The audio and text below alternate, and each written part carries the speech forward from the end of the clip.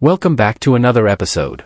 In this segment, Bank of America's CEO responds to Representative Alexandria Ocasio-Cortez questions with detailed facts, catching her off guard. Her confidence appears to waver as the exchange takes an unexpected turn. I'm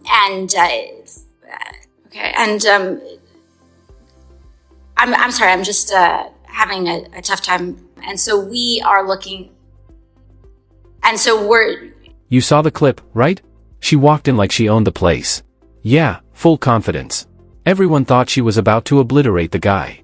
A bank CEO, easy target, right? Wrong. Dead wrong. The first question came out and, silence. She froze. Then she doubled down. Tried to recover. But it just got worse. The CEO didn't even break a sweat. He turned it around on her like that. Snaps fingers. And just like that, their star? Dimmed. Fast. Now everyone's acting like it didn't happen, like it's business as usual. Not us. We're not here to play team politics. We ask questions. We think for ourselves. So if you're not into echo chambers, stick around. Let's tear this thing apart, piece by piece. For your awareness, your banks have opted out of Paycheck Protection Program forgiveness, Excuse me, that is incorrect. With the portal with the SBA. Thank you. I was trying to finish my sentence. Now, I would like to zero in a little bit on Bank of America. Mr. Moynihan, are you aware of how many PPP loans your bank has facilitated on behalf of its customers? About 400, almost 500,000, and 95% are forgiven or repaid already. Mm-hmm. And we're finishing up the rest of them. How many of those loans, in terms of percentage, have those loans been forgiven in full, as opposed to in part? The ones that are forgiven are mostly, vast majority be forgiven in full. In full. You hear what she said? She opened with a bombshell, claimed the banks opted out of PPP forgiveness. Bold move. But then, boom, the CEO cuts her off. That is incorrect, he says. Calm, cold, correcting her mid-sentence. She tries to push back, but it's already slipping. Then she shifts, tries to zero in on Bank of America. You could hear the paper rustle. Mr. Moynihan, she says, are you aware how many PPP loans your bank facilitated? About 400, almost 500,000, he replies. No hesitation. Like he memorized it. And 95%, he adds. Forgiven or repaid. But she's not done. She presses harder. How many were forgiven in full, not just in part? He doesn't flinch. The vast majority, he says. Forgiven in full. Just like that, what was supposed to be a takedown turned into a deflection clinic.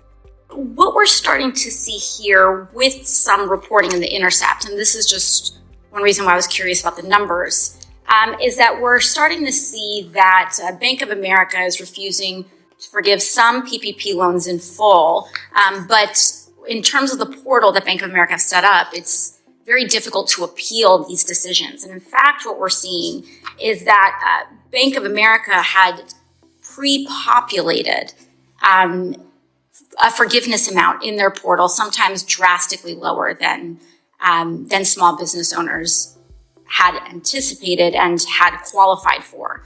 Does your portal make it easy to appeal their decisions so that after 2 attempts, the SBA can then take over the case? Borrowers can appeal. 95% of the loans are forgiven and repaid today, so we're only talking about 5% of the loans, and a substantial part of those are going through the appeal process as we speak. And so the borrowers can appeal, and we're in the process of finishing up that last 20,000 or so loans. You know what the PPP was, right? Yeah. That $670 billion lifeline for businesses during the pandemic. Exactly.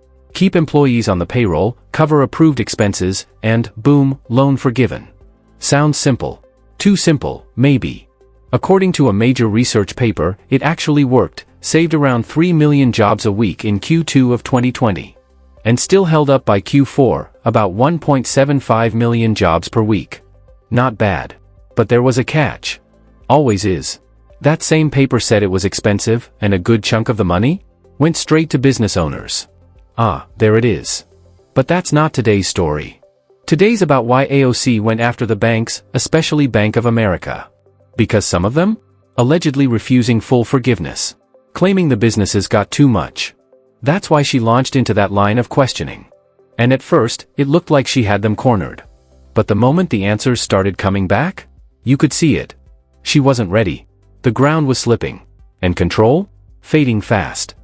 That 95% is a full forgiveness amount percent? Forgiveness or repayment. Full forgiveness, not partial. The vast majority are full forgiveness, but I can get the data to you. So is the 90, I apologize, not to, belabor the point, but is that 95% a partial loan forgiveness or a full loan forgiveness rate? They're getting what the borrowers are applying for the forgiveness entitled in the program. 95% of them have gone through or repaid, and the vast majority of them are full forgiveness, but they're entitled to what the program designed. The government designed the program, and we implement the program. Very short notice. 500,000 people, 10,000 people working on this program. And Easter weekend working on the program to help those borrowers at the time. And so we're finishing that up. It's just let the process go. And a lot of what you're reading, frankly, is not the facts because it's old. It doesn't understand how the math works. And so just give us some time. We'll give you the facts and you'll see it. Sure, the CEO kept it cool, like it was just another Tuesday. But don't get it twisted. This wasn't small stuff. Bank of America got sued over this. That should have been her opening. Her moment to press, to make it count. But instead, she pulled out a piece from The Intercept and read it, word for word. Like it was some groundbreaking revelation she'd uncovered herself. Come on. That's the level we're dealing with here. You could tell what she wanted, the viral clip, the dramatic pause, the sharp gotcha. She walked in with that "I'm about to go viral" energy. Tone, posture, delivery, all in flight mode, like she was already imagining the retweets. But the moment didn't land. It slipped. Fell flat.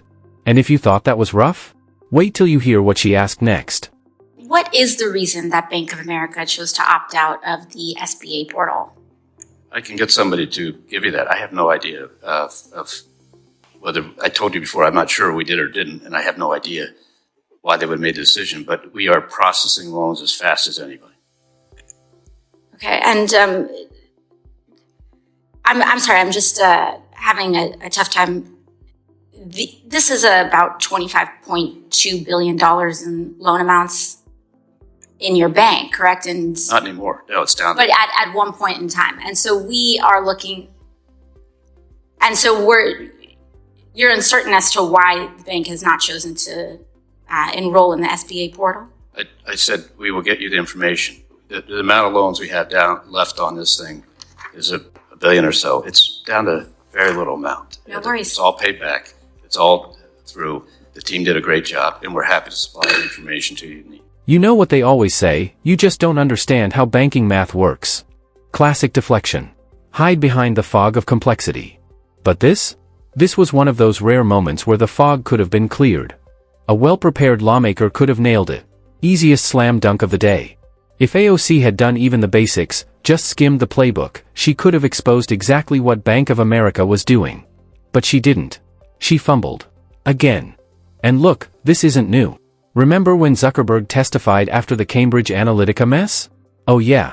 She came in swinging about Facebook's ad policies, tossing out questions like darts in the dark.